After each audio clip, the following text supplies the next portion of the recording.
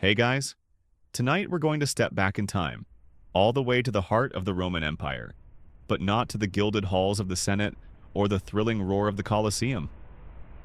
Tonight, we're going to pull on the scratchy woolen tunic and feel the chafing leather of a Roman centurion. We'll smell the stale sweat of 1,000 men, the acrid smoke of a campfire, and the metallic tang of a gladius. You're going to feel the bone-deep ache of marching for 20 miles a day, the constant thrum of anxiety that whispers in your ear, and the soul-crushing weight of a responsibility that would buckle the shoulders of most modern executives. We're going to explore what it was like to climb the military ladder and finally reach that coveted position, only to realize you've just signed up for a lifetime of relentless misery. And let's be honest, you probably wouldn't survive a week.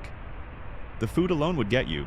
So, before you get comfortable, take a moment to like the video and subscribe, but only if you genuinely enjoy what I do here. Let me know where you're listening from tonight and what time it is for you. We've got people from all over the world, which is always so cool to see. Now, dim the lights. Maybe turn on a fan for that soft background hum. And let's ease into tonight's journey together. You've done it. You've clawed your way up through the ranks of the Legion, surviving the brutal training of a young recruit, the unending marches as a legionary, and the terrifying chaos of your first few battles. You've distinguished yourself.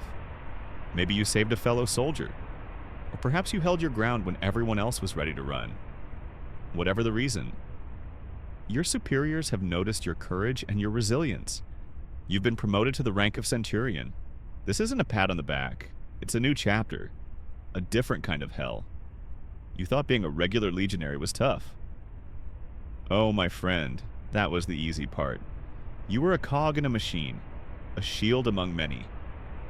Now, you're the guy holding the machine together, and the reward for your hard-won promotion, a short, thick stick made of vine wood, called the vites. It's a symbol of your authority, a constant companion that will hang from your belt. It's also the instrument with which you will beat your men into line. A tool of constant, brutal discipline. Your job isn't just to lead, it's to enforce. And what's your first order of business? You get assigned to your centuria, a unit of about 80 men. You don't get the clean, fresh-faced recruits, but the grimy, experienced veterans, the ones who have seen it all and are looking for a break. These are the men you have to command, to inspire, and to terrify.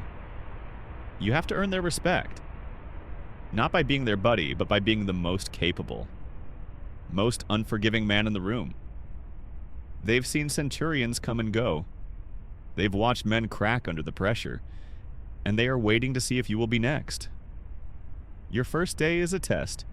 You walk into a room full of tired, cynical eyes, and you know, deep in your gut, that any sign of weakness will be exploited.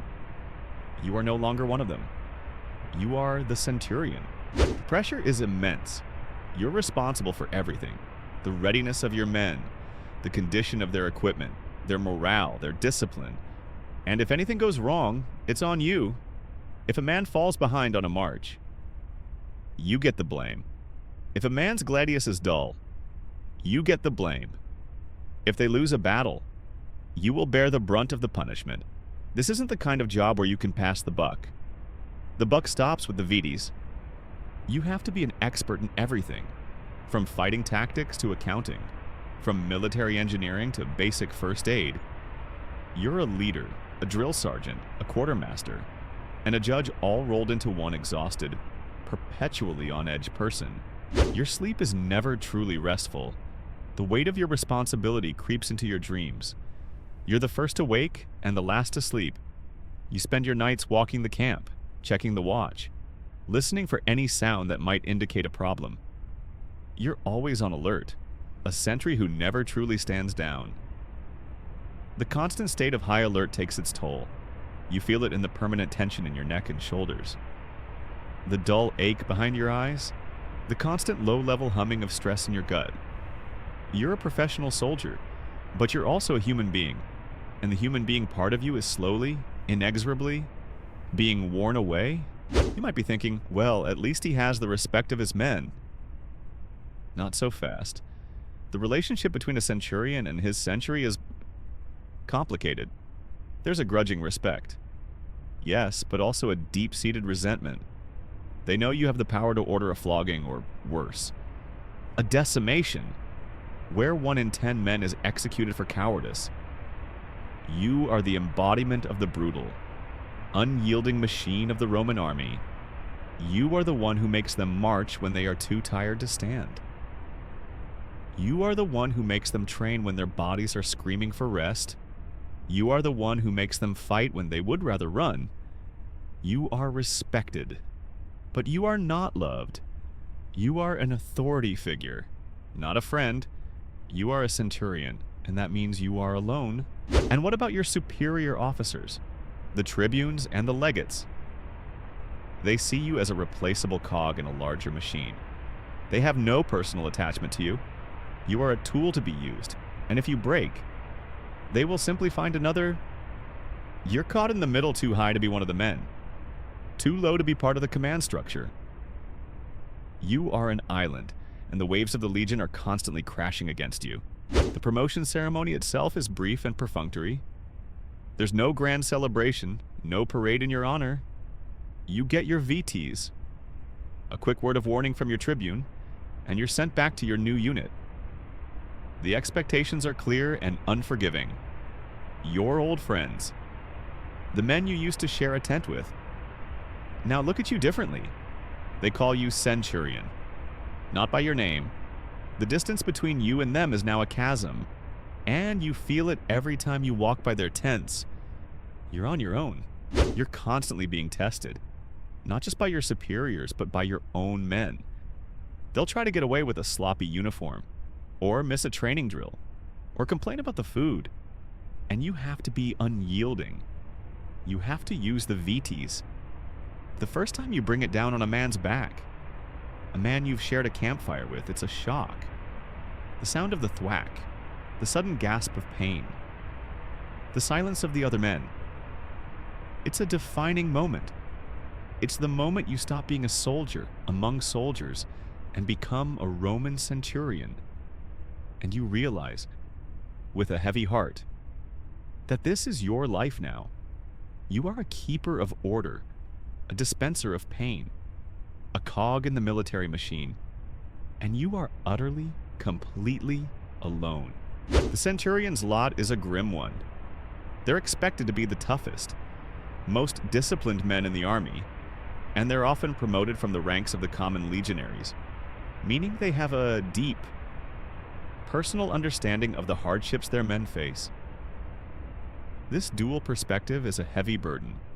They know what it feels like to be on the receiving end of a centurion's vetus. Yet they are now expected to be the ones wielding it. The psychological toll of this position is immense, forcing them to become hardened.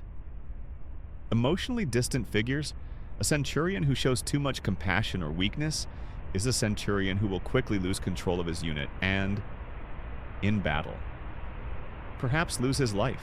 Historians still debate whether the promotion was a true honor or a calculated move by the Roman command to create a buffer class between the officers and the regular soldiers. Were centurions a class of exceptional leaders, or were they simply a tool for enforcing brutal discipline? The truth probably lies somewhere in the middle. The Roman military machine was a marvel of organization and efficiency, and the centurions were the gears that made it all turn.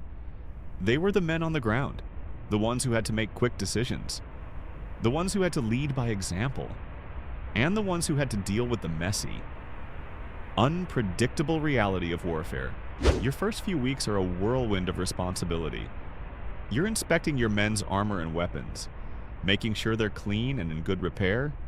You're checking the quality of their food rations, a simple stew of grain and vegetables, and making sure no one is hoarding extra supplies.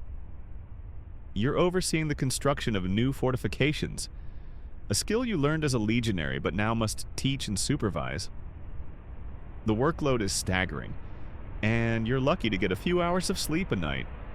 You feel the constant, gnawing pressure to perform. Any mistake, any oversight, could cost lives. The centurion's daily life is a constant series of drills and marches. You're the one leading the way, setting the pace, and making sure no one falls behind.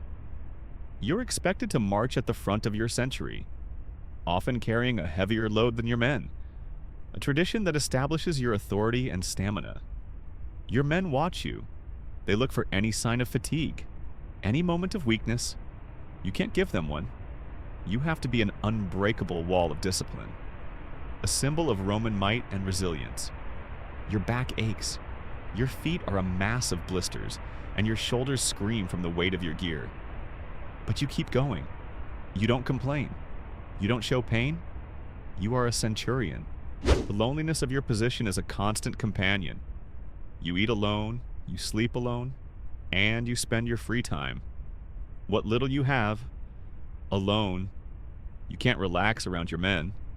The line between commander and soldier is a delicate one, and you can never cross it. The friendships you had as a legionary are gone, replaced by a cold, professional distance. You are a centurion, a leader, a disciplinarian, and a lonely man. Your first weeks melt into months, and the novelty of your new rank, if you could even call it that, fades into the grinding, day-to-day reality of command. Remember that Vetus you were so proud of, it's no longer a symbol. It's an extension of your arm, a tool of constant enforcement. You've used it to correct a sloppy helmet strap, to hurry a man lagging on a march, and to remind a group of soldiers that complaining about the quality of the bread is a luxury they cannot afford. The discipline is relentless, a constant thrum of tension that you can feel in the air around you. Your men fear you, and you rely on that fear. It's a harsh truth, but it's the bedrock of the Legion's efficiency. A man who fears your Vitus will be a man who fights harder to avoid your punishment. A man who will march faster to stay in formation. A man who will keep his equipment spotless to avoid your scrutiny. And the marching? Oh, the marching. You thought you knew what marching was as a legionary. You had your spot in the column, your rhythm, your buddies to grumble with. Now, you're at the front, leading the way. The route is your responsibility. You have to navigate, to set the pace, to be aware of every dip in the road, every potential ambush site. You're not just walking, you're a walking, breathing map of the terrain. The pace is punishing, about 20 miles a day, carrying your own pack and armor, which is heavier than a legionary's, plus that blessed VTs and a larger shield. You feel it in your knees, in your hips, in the muscles of your back that never seem to get a moment's rest. Your feet are a constant source of agony, a roadmap of blisters and calluses that never fully heal. You walk, you march, you push your men, and you push yourself even harder. Because you know they are all watching. They are all waiting to see if you will falter, if you will show a moment of weakness, and you can't. The daily routine is a soul-crushing cycle of repetition and discipline. You wake before dawn, often shivering in the damp cold of a temporary camp. You oversee the breaking of camp, a process that is a marvel of Roman engineering and military efficiency. Tents are struck, ditches are filled in, and the entire camp is packed up in a matter of minutes. You're constantly moving, constantly barking orders, making sure every man is doing his part. Every piece of equipment is accounted for. There are no sick days, no mental health days, no quiet mornings with a cup of Posca, a drink of vinegar, and water to collect your thoughts. It's just work, from sunup to sundown, and often long into the night. Your life is the Legion, and then there's the training. The constant, brutal training. When you're not marching, you're drilling. This isn't just about fighting, it's about forming a cohesive, disciplined unit that moves as one. You practice the testudo, the famous Roman tortoise formation, over and over again until your men can lock their shields together without a single gap. A living wall of steel and leather. You run them through mock battles with wooden swords, forcing them to practice formations, to respond to your commands, to move as a single, unstoppable force. You're not just training their bodies, you're training their minds. You're instilling a level of discipline that will keep them from panicking when a horde of screaming barbarians is charging toward them. The training is a double-edged sword. It's hard on them, and it's even harder on you. You're not just observing, you're in the thick of it, correcting mistakes, demonstrating techniques, and punishing those who falter. You're expected to be the most proficient fighter in your century, the man they all look to for an example. You are their teacher and their judge, and the punishment for slacking, for being out of step, for a moment of weakness, the VTs. You're constantly swinging it, a reminder of your authority and their obligations. The sound of it striking a man's back becomes a soundtrack to your days, a popular, though perhaps apocryphal, story about centurions is that they were so feared for their use of the vitis that soldiers would sometimes prefer to face a punishment from a higher-ranking officer, who might be more lenient than endure the wrath of their own centurion. The centurion's power was personal, direct, and immediate. They were the law, the judge, and the executioner all in one. There was no appeal, no court-martial for a simple failure to perform. Your centurion's word was final. You often find yourself dealing with the mundane, but deeply frustrating realities of army life. One of your men, a gruff veteran named Marcus, keeps getting into fights with another soldier over a stolen piece of bread. You have to be the arbiter, the judge. You hear both sides of the story, knowing that neither is probably the full truth. You have to deliver a verdict, and you have to enforce it. The easiest solution is to flog them both, a brutal reminder that internal squabbles are a luxury the Legion cannot afford. But you're also trying to manage the morale of your men. Do you flog them both and risk resentment? Or do you try to find a solution that might placate them but also risk seeming weak? It's a constant tightrope walk. Historians still debate the true extent of a centurion's power. Were they truly autonomous leaders within their century? Or were they constantly watched and micromanaged by the higher-ranking tribunes? The truth is likely that their power was immense but conditional. A tribune would likely give a centurion free rein to manage his century as he saw fit, as long as that century performed well. But if the century failed in battle, or if discipline broke down, the tribune would not hesitate to step in, and the consequences for the centurion would be severe.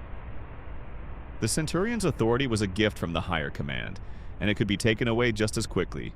You feel the pressure from all sides, from your men, who are always looking for a moment of weakness, from your superiors, who expect nothing less than perfection, and from yourself.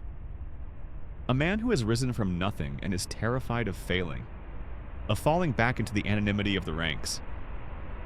You are the glue that holds the Legion together, but the glue is constantly being tested by heat, by cold, by stress, and by the relentless march of time. You're a master of logistics. 2.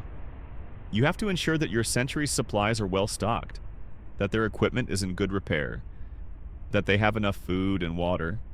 You're constantly making reports to your superiors, detailing the state of your men, their training, their morale. It's an endless stream of paperwork, or rather papyrus work, that you have to do in the dim light of your tent after a long, exhausting day. Your mind is never truly at rest. You are always thinking, always planning, always worrying. One night, as you lie in your tent, you hear a familiar sound from the other tents. It's the low murmuring of men, the quiet shuffling of cards, the occasional joke. You used to be a part of that.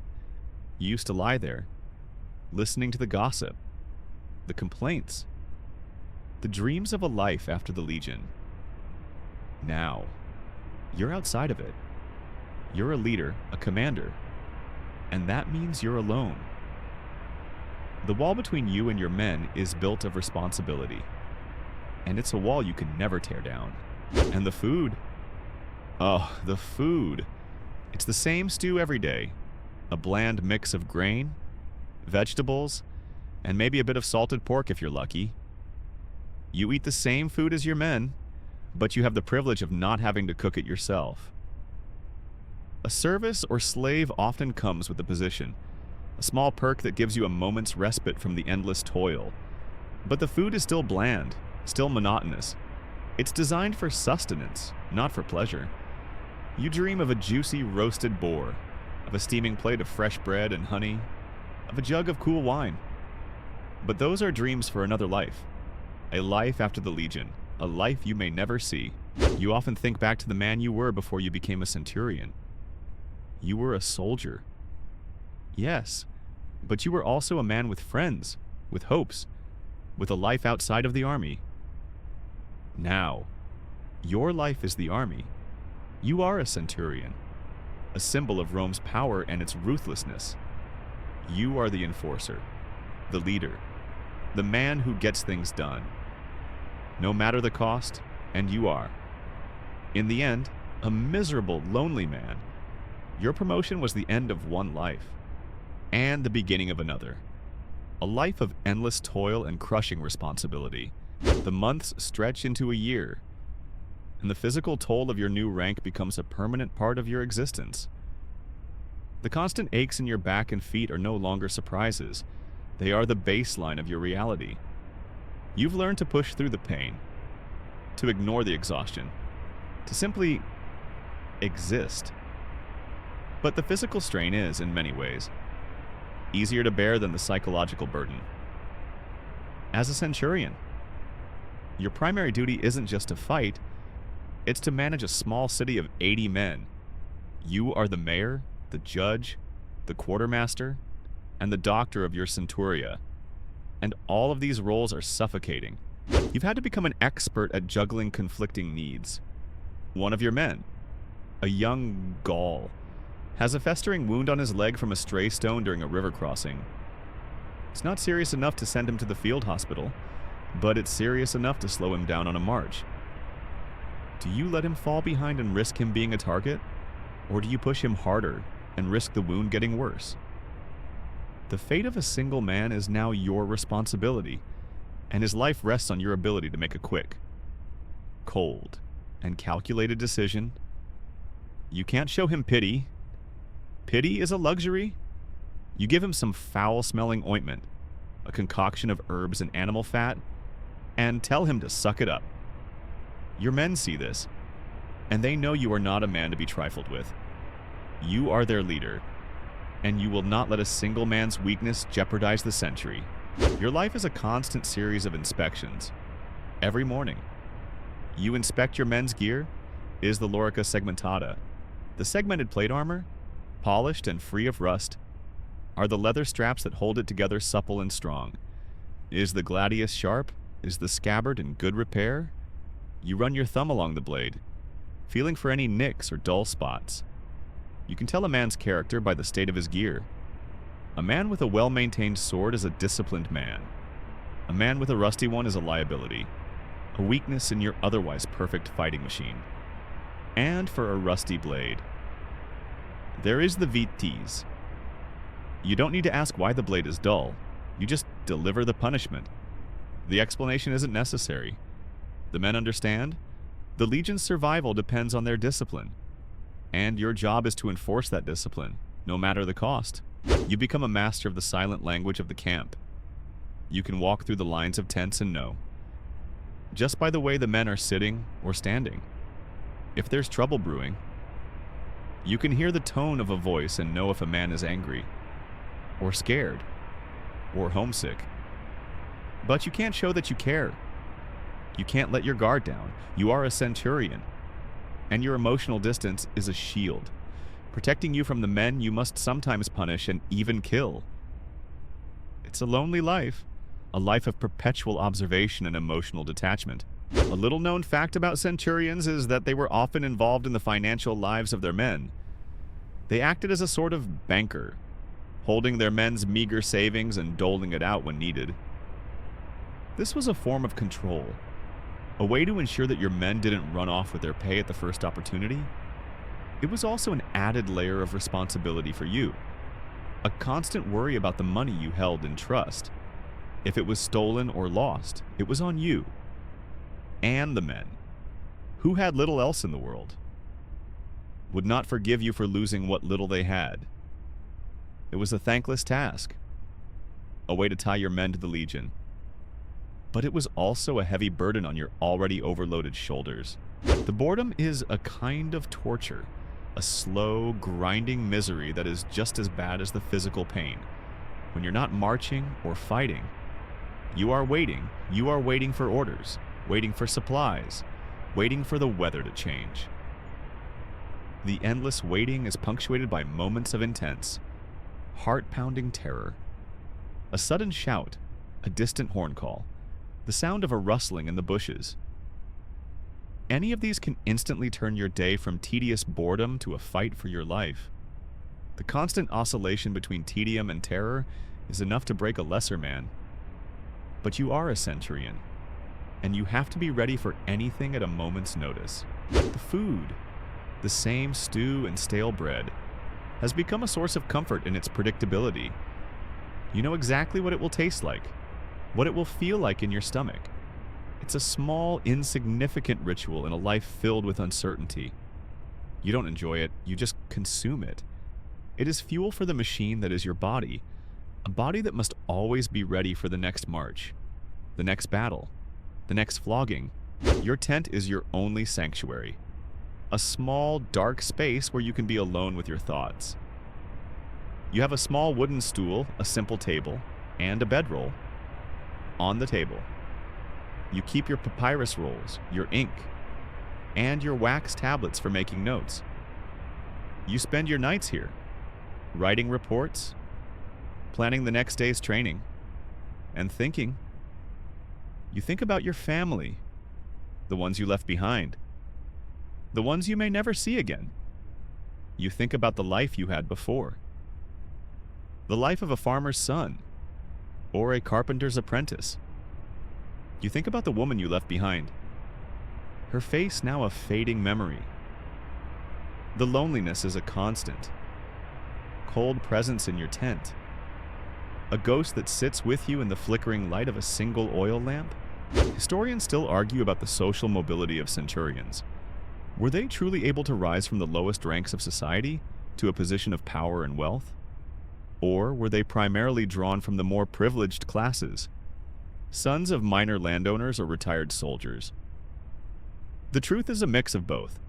The Roman army was a meritocracy, but it was a brutal one. A man could rise from nothing, but he had to be exceptional, and he had to be lucky. The vast majority of men who joined the legion remained legionaries, and the path to a centurion's vine staff was a long and bloody one, a path that few men survived. You have seen men break under the pressure. You've seen men desert, men go mad, and men simply give up and die in their sleep. You know that you are not immune to this fate. You are just a man, after all. A man with a heavy burden and a stick. The only thing that keeps you going is the knowledge that your survival, and the survival of the men under your command, depends on your unwavering resolve. You are the rock, the foundation, the unyielding force that holds the century together. The centurion's daily life is a testament to the Roman military machine's ruthlessness and efficiency. Every task, every punishment, every march is designed to turn a group of men into a single, cohesive, and deadly unit. And you, the centurion, are the central figure in that transformation.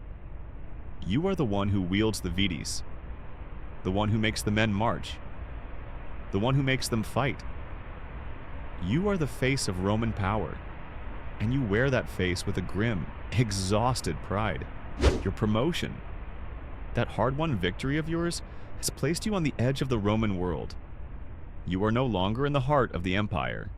With its stone-paved roads and bustling cities, you've been assigned to a frontier, a land of untamed forests, muddy rivers, and hostile tribes. This isn't the clean, ordered world of Rome. This is the grim, dirty reality of empire building. Your new home is a temporary camp, a rough and ready collection of leather tents and wooden palisades, always on alert, always vulnerable. The air is thick with the scent of pine needles and wood smoke. a smell that is both comforting and a constant reminder of your isolation. The land itself is your enemy. The roads, if they even exist, are little more than muddy tracks, and the weather is a cruel, unpredictable force. The rain turns everything into a quagmire, a sucking mess of mud that makes every step a struggle. The cold seeps into your bones, a constant ache that even the strongest campfire can't seem to banish. You're constantly fighting the elements, building fires in the rain, crossing freezing rivers, and sleeping on damp ground. And you have to do all this while maintaining the discipline and readiness of your men. You can't let them complain about the cold or the mud. You have to be the one to push them forward. To be the living embodiment of Roman resolve. Your days are no longer just about marching and training. They are about survival in a hostile environment. You're the one who has to make sure the sentries are posted, that the camp is secure, that the supply lines are not being tampered with. You're always on guard, always looking over your shoulder. The enemy here isn't a well-organized army. It's 1,000 small dangers.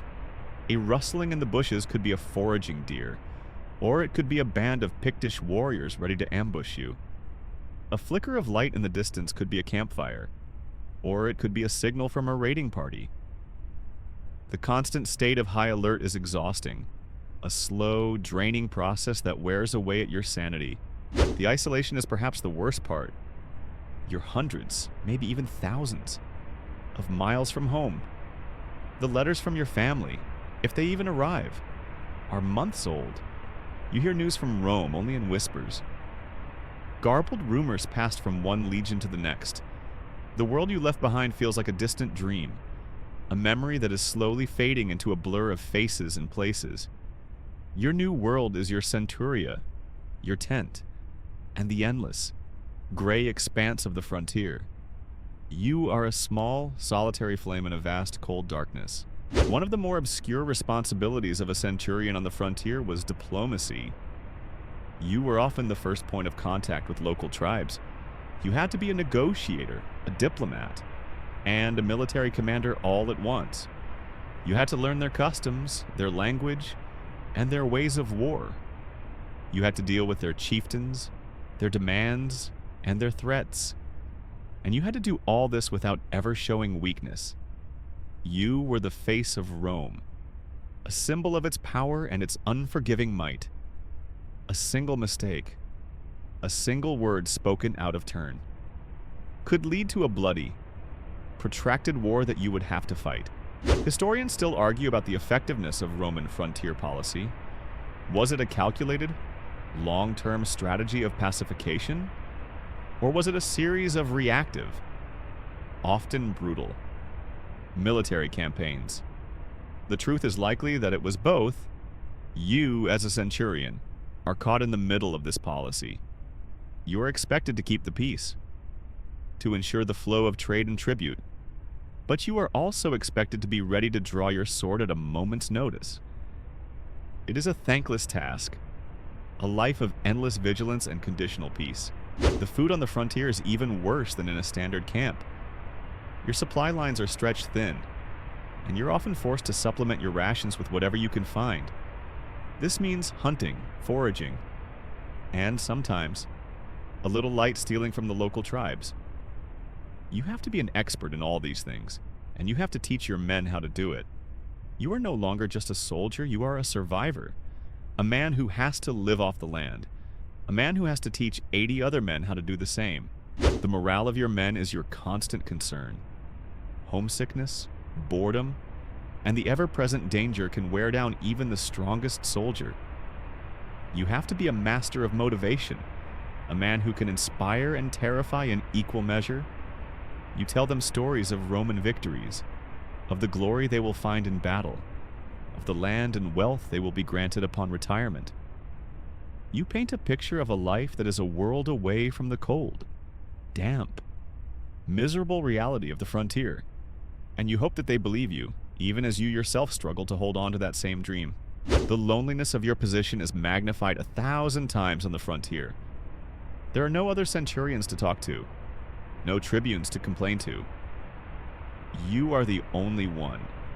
Your only companions are the men under your command, and they are not your friends. They are your soldiers, your responsibility, your burden. You are an island, and the dark, cold waters of the frontier are slowly, inexorably, closing in around you. You are a centurion, and this is your life. A life of endless vigilance, of crushing responsibility, and of utter, profound loneliness. You've survived the frontier, the mud, the cold, the constant fear of ambush. But now, you've earned a different kind of misery, the economic one. Your rank as a centurion comes with a significantly higher pay, a fact that your men remind you of with their envious, resentful stares. You are, in their eyes, a wealthy man. But this isn't the kind of wealth that affords you a villa in Tuscany or a life of leisure in Rome. This is a fragile, conditional prosperity, a thin layer of gold leaf over a foundation of debt, risk, and constant anxiety. Your pay is generous, but so are the expenses. First, you have to buy all of your own equipment, and as a centurion, that equipment is more elaborate and therefore more expensive. Your armor is of a higher quality. Your helmet with its transverse crest is a mark of your rank, and your vitis is, of course, a constant expense in itself, as you're always having to replace it after a particularly enthusiastic session of discipline. Then there are the men. You are expected to provide certain amenities for them, things like better food or a bit of extra wine on a special occasion. This isn't out of the goodness of your heart. It's a form of investment, a well-fed, reasonably content century is a more effective century, and if they aren't content, it's on you to fix it. But the biggest financial burden is the donativum, a special bonus paid to the troops on the accession of a new emperor. As a centurion, you are expected to make a larger, more substantial contribution than your men.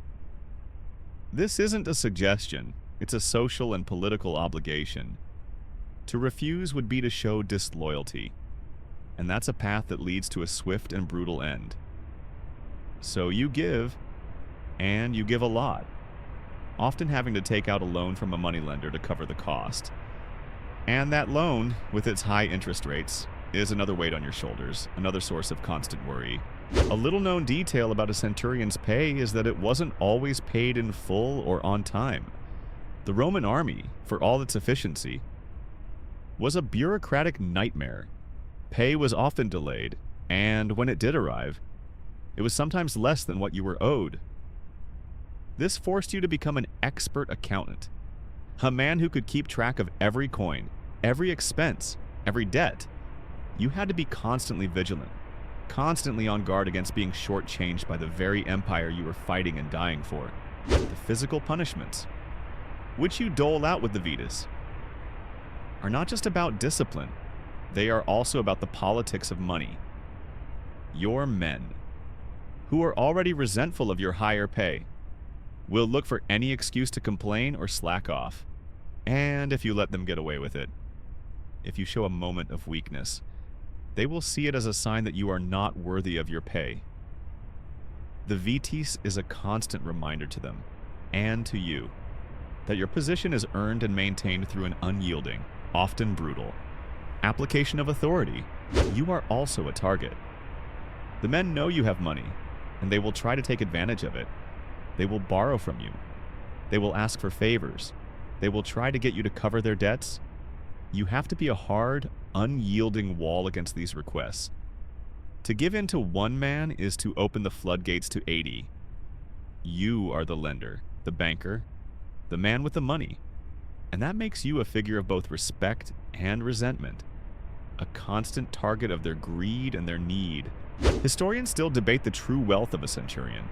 Were they truly a privileged class, able to retire to a life of luxury? Or were they just as vulnerable to the whims of the economy as any other Roman citizen? The truth is that their wealth was precarious. It was tied to their continued service, their continued survival, and the political stability of the empire. A change of emperor, a lost battle, or a simple mistake could wipe out their savings and leave them destitute. The constant anxiety about money, about your men, about your superiors, is a poison that seeps into every aspect of your life. You can't relax. You can't rest.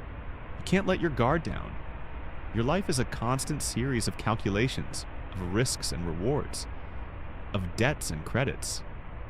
You are a centurion, a warrior, a leader, but you are also a man with a fragile, a precarious, and a constantly threatened financial life. You are a man with money, but no peace of mind. The relentless cycle of marching, drilling, and financial anxiety has left you with little to hold on to but the cold steel of your gladius and the hard wood of your vitis. But there are moments, quiet ones, when you allow yourself to dream of a life beyond the legion. You are still a man, after all. And men are not just made of steel and discipline. They are made of hopes and dreams, of a desire for a family, for a home, for a bit of peace. And as a centurion, that dream is a constant, nagging ache, a phantom limb you can never truly feel. You are not allowed to marry while in active service. This is a rule, a law, an unyielding decree from the heart of Rome. Your loyalty must be to the legion and to the emperor, not to a wife or a child. Your mind must be focused on war, not on the worries of a family at home. This isn't a small inconvenience. It's a profound, soul-crushing sacrifice. It means that the life you dream of, the life of a husband and a father, is a life you can only have after you have survived your service, after you have earned your retirement, and that retirement is a distant, almost mythological possibility. But men are men, and the rules of Rome are often bent, if not broken. You and your men often form unofficial relationships with local women in the towns near your camp. These are not wives, they are companions, lovers, and sometimes the mothers of your children. These relationships are a source of comfort, a brief moment of warmth and humanity in a life of cold. Brutal professionalism, but they are also a source of constant worry. The woman and child you have on the frontier are not protected by Roman law. They are not citizens. If you are killed in battle, they will be left with nothing. They are a vulnerability, a weakness that you must hide from your superiors and from your men. They are a secret, a quiet part of your life that you can never truly share. You often find yourself thinking about this. The woman, the child, the small house you've helped to build. You think about the quiet evenings, the simple meals, the brief moments of a normal life.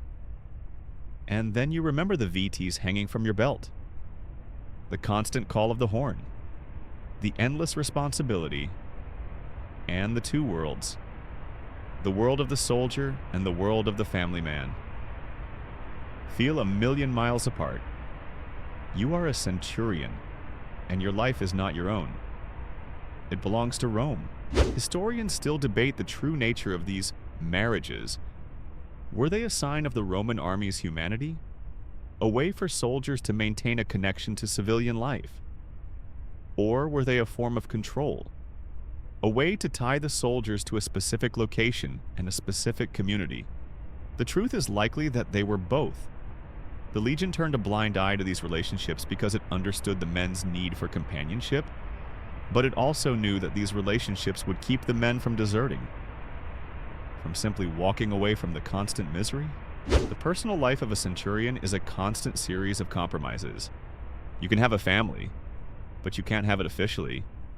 You can have love, but it must be a love that is hidden, a love that is always on the edge of a blade. You are a man of command, a man of power, but in your personal life, you are a man of secrets, a man who has to live in the shadows, and that loneliness, that deep, personal loneliness, is a kind of torture that no Vetus can fix. As you continue your long, miserable service, you begin to understand that the greatest threats to your survival don't always come from a charging barbarian horde. Often, they come from within the legion itself. The Roman army is a finely tuned, deadly machine, but it is also a hotbed of political intrigue, personal rivalries, and simmering resentments. And you, as a centurion, are caught right in the middle. A small piece of meat between two very large, very hungry grinders. The higher you climb, the more dangerous the air becomes. The tribunes and legates, the men who command the legions, are not just career soldiers. They are often ambitious aristocrats who see military service as a stepping stone to a powerful political career in Rome. Their loyalty is often to a political faction or a powerful patron, not to the legion or the emperor. They are constantly vying for power, for glory, for a moment of fame that will get their name whispered in the halls of the Senate. And you, with your century of 80 men, are just a tool for them to use. You have to be a master of political maneuvering, a man who knows when to speak and when to stay silent. You have to be able to read the subtle shifts in power, to know which tribune is on the rise and which is about to fall from grace. To align yourself with the wrong person is to invite disaster. You could be sent on a suicide mission. Your accomplishments could be ignored. Or you could simply find yourself accidentally killed in the chaos of battle. Your life, your very existence, is now a political game, and the rules are not written down. One of the most dangerous aspects of this internal strife is the practice of amicus principis, a friend of the emperor. A tribune or legate who is a favorite of the emperor holds immense power. They can bypass the chain of command, give you impossible orders, and punish you for any failure, all with the full backing of Rome. To be on the wrong side of such a man is to live a life of constant fear.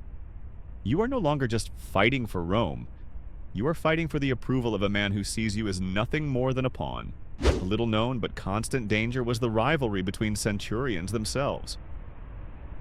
You are one of many centurions in a legion, and each of you is vying for the attention of the tribunes, for the chance to lead the most prestigious charge, for the opportunity to retire with the most land and the most wealth.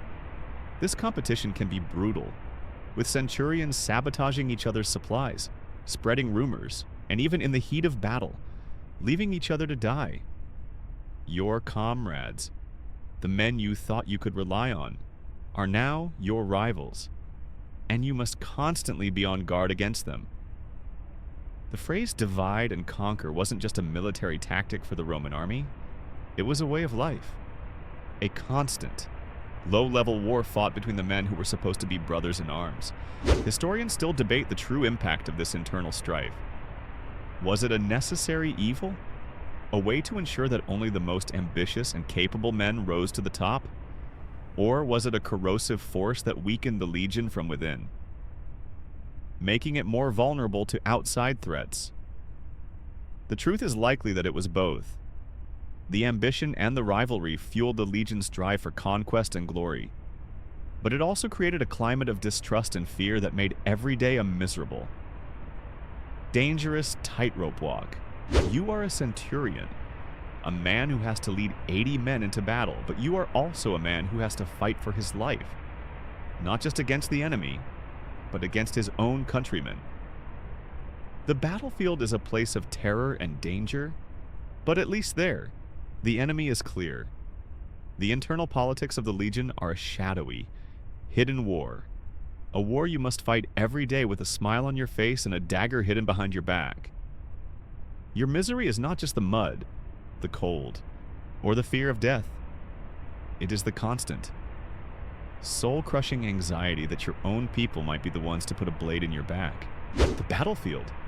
This is what you were trained for, what you've marched thousands of miles for, what your entire life as a soldier has been leading up to. And it is nothing like the training grounds, the drills, the formations. The perfect movements you practiced endlessly with wooden swords, all of it dissolves into a roaring, chaotic mess. The battlefield is not a place of glory, it is a place of mud, blood, and terror, and you, the centurion, are at the very heart of it. A shield and a spear and a living, breathing storm. You stand at the front of your century, your shield locked with the man next to you. The gladius in your other hand, you are the wall. You are the first line of defense.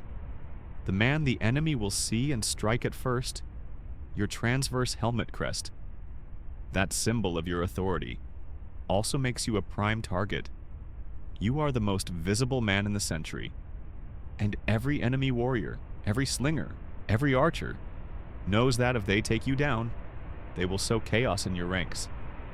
The weight of your shield, the scratchy wool of your tunic, the metallic tang of fear in your mouth, all of it is a constant.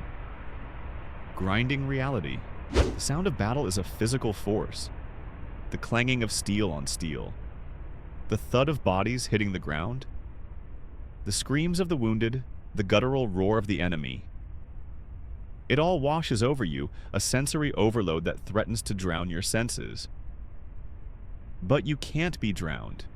You have to hear your orders. You have to shout your own commands. You have to keep your men in formation. You are the rock in the storm, the voice of reason in the madness. You are a centurion, and your men are looking to you. Their faces a mixture of fear and determination, waiting for your lead. Your role in battle is not to be a hero, it is to be a professional. You are not there to win glory, you are there to win the battle. This means you must be a master of the small. Tactical decisions. Do you push forward, or do you hold the line? Do you pivot to protect a flank, or do you stand your ground? Your decisions are made in an instant, a blur of motion, a split-second calculation of risk and reward. And if you make the wrong decision, if you misread the enemy's movements, if you hesitate for a single second, it could cost the lives of your men and, ultimately, your own. A common misconception is that Roman soldiers were invincible, that they were a machine that could not be stopped. This is, of course, far from the truth. They were men, just like any other, and they were just as vulnerable to the fear and the chaos of battle. A little-known fact about Roman casualties is that the centurions had the highest mortality rate of any rank. They were the ones at the front, the ones who had to lead the charge, the ones who had to break the enemy's line. They were the men who died so that others could live. The men who paid the ultimate price for the glory of Rome. The physical reality of battle is brutal. You are fighting for your life, a desperate, frantic dance of steel and shields. You are not just fighting the enemy, you are fighting the exhaustion, the terror, the pain of the wounds you have already sustained. You have seen men get their legs chopped off by a barbarian's axe. You have seen men get a spear through the throat. You have seen men get trampled underfoot in the chaos. And you, the centurion, have to keep fighting. You have to keep leading. You have to keep pushing forward. Even as your body screams for rest and your mind screams for a moment of peace, historians still debate the true effectiveness of the Roman military's tactics. Was the testudo a truly unassailable formation? Or was it a vulnerability? A slow-moving target for an agile enemy? The truth is likely that it was both. In a pitched battle against a disorganized enemy, it was a terrifyingly effective weapon, but against a highly mobile, creative enemy, it could be a death trap. And you, the centurion, were the one who had to make the decision of when to form it, when to break it, and when to abandon it and fight as a man, not as a machine. Your misery in battle is not just the fear of death. It is the constant, nagging anxiety that you will fail your men, that you will make the wrong decision, that you will lead them to their deaths, that you will be the cause of their slaughter. This is the ultimate burden of the centurion, the final, most terrible weight you have to carry. You are the shepherd of 80 souls, and your job is to lead them through the valley of the shadow of death.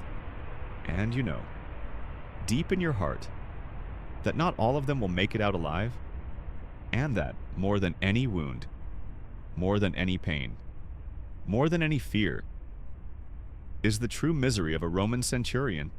You have survived the battlefield, but the wounds you carry are not just on your body. You've seen things no man should have to see, and you have done things you will have to live with for the rest of your life. The memory of the men you lost, the faces of the enemies you killed, the screams of the wounded, all of it is a permanent, haunting part of your existence. but you can't show it. You can't show weakness. You are a centurion, a symbol of Roman might, and a symbol cannot be haunted. Your post-battle duties are just as gruesome as the battle itself. You have to oversee the counting of the dead, the stripping of the bodies for their armor and weapons, and the burning of the remains. You have to walk among the dead and the dying, your senses assaulted by the smell of blood and scorched flesh. You have to be a professional, a man who can do his job without flinching, without showing a moment of emotion. This is not a time for mourning. It is a time for efficiency. The Legion must be ready to march again, to fight again, to conquer again. But the most insidious threat to your peace of mind is the political game you must play.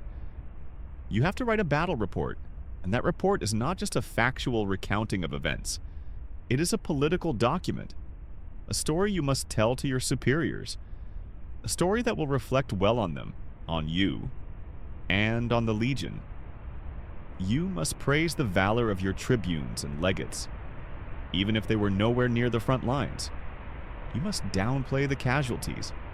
Even if you lost half your men, you must paint a picture of a glorious, decisive victory. Even if it was a brutal, bloody, and desperate struggle.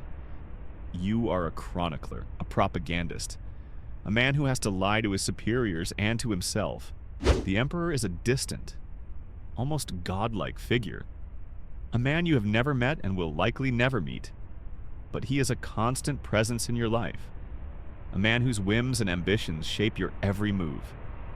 You are a small piece in his grand, imperial game, a pawn in a game of global conquest.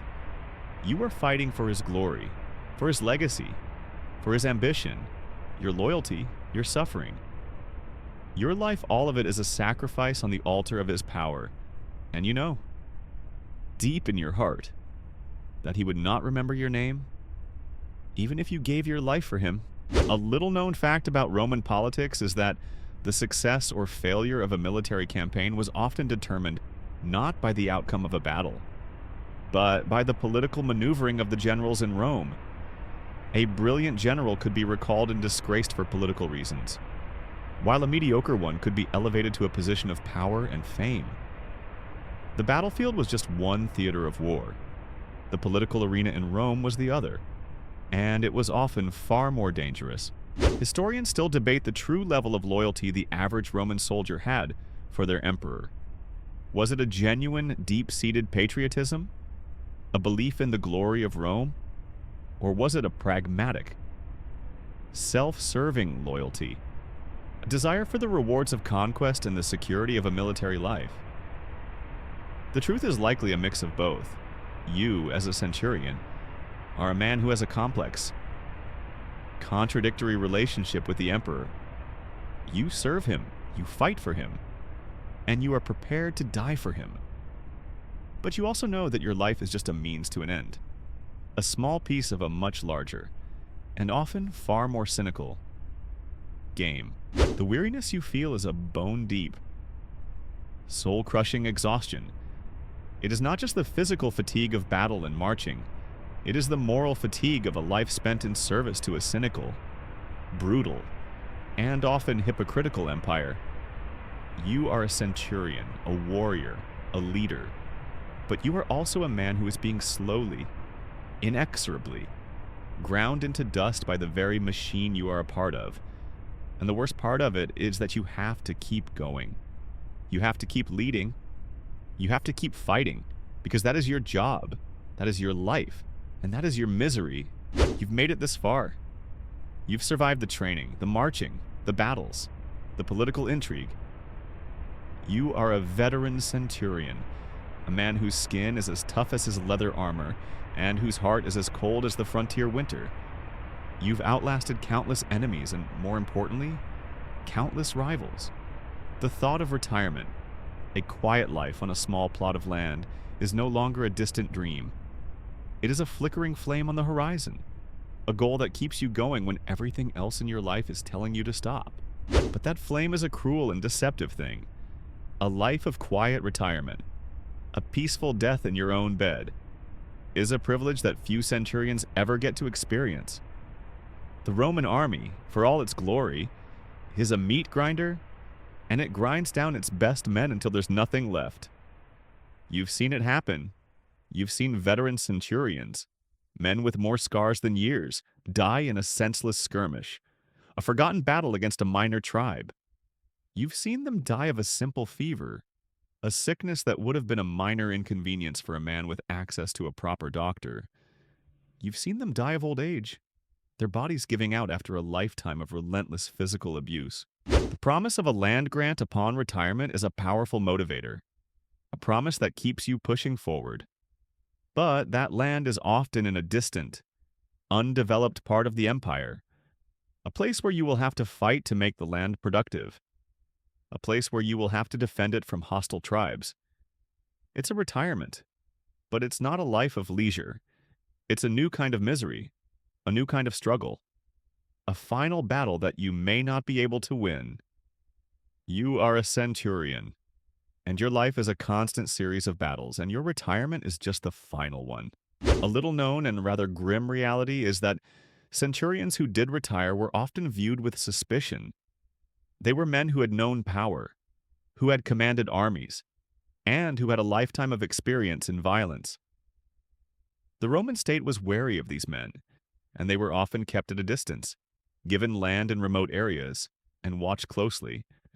Your valor and your loyalty, the very things that kept you alive, were also the things that made you a threat. You are a centurion, and your life of service, your life of misery, doesn't end with your retirement. It just changes forms. Historians still debate the true number of centurions who survived to retirement. Was it a significant portion of the centurion corps, or was it a tiny, privileged minority?